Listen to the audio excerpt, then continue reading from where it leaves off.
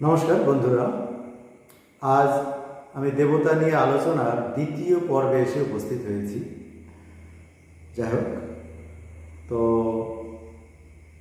এই পর্বে যে দেবতা নিয়ে তথ্যগুলো আমি তুলে ধরব, সেগুলো যদি ভুল কিছু হয়ে থাকে, ভুল ভ্রান্তি যদি কিছু হয়ে থাকে, তাহলে অবশ্যই শালীনতাযুক্ত ভাষা দিয়ে কমেন্ট করে জানাবেন।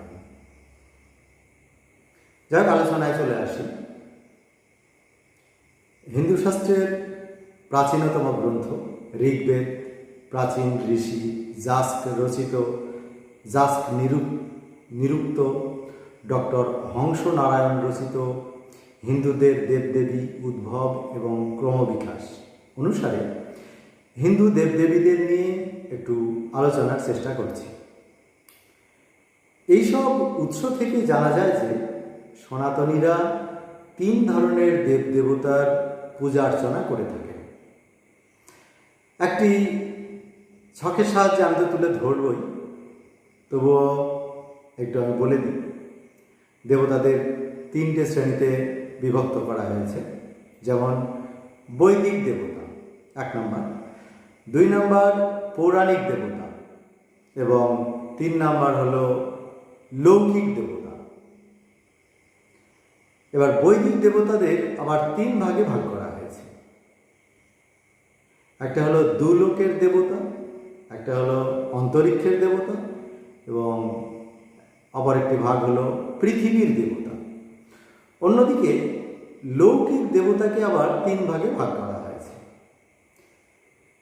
1 নম্বর সকল হিন্দু সম্প্রদায়ের দেবতা, 2 নম্বর আদিবাসী সমাজের দেবতা এবং 3 নম্বর হিন্দু মুসলিম সম্প্রদায়ের দেবতা।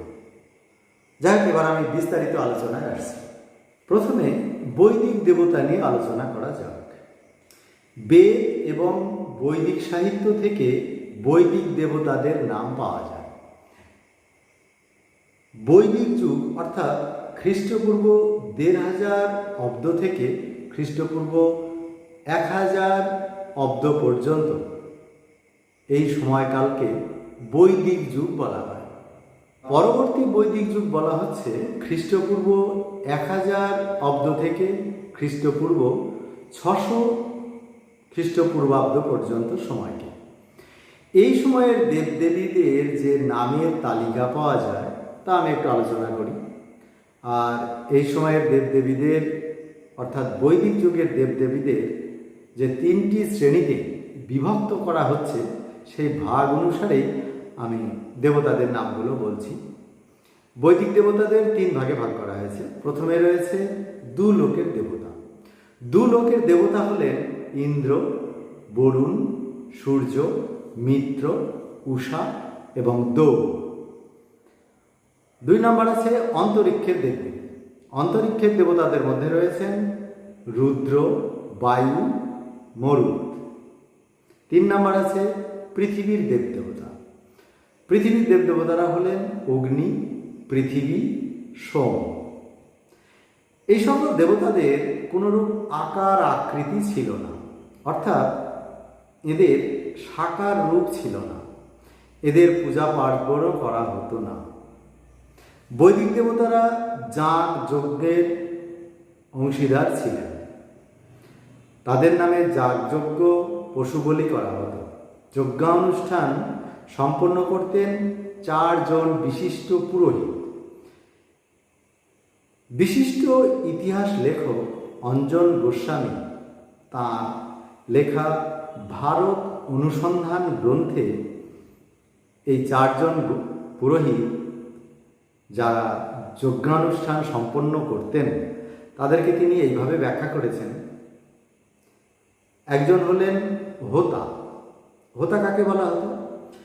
ইনি ঋগ্বেদ থেকে মন্ত্রপাঠ করতেন এবং সংশ্লিষ্ট দেবতাকে আহ্বান করতেন। 2 নম্বরে অধৈর্য।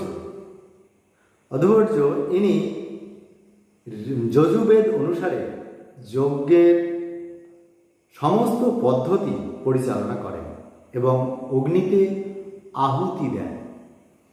3 নম্বর উদ্গাতা, ইনি সামবেদ থেকে স্তোত্র পাঠ করতেন।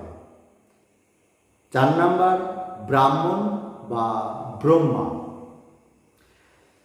ইনি যজ্ঞের তত্ত্বাবধান করেন, ভুল হলে সংশোধন করে দেন। তিনি 4 বেদ সম্পর্কে জ্ঞান রাখেন, অর্থাৎ যজ্ঞে এই 4 পুরোহিতের ভূমিকা অত্যন্ত গুরুত্বপূর্ণ।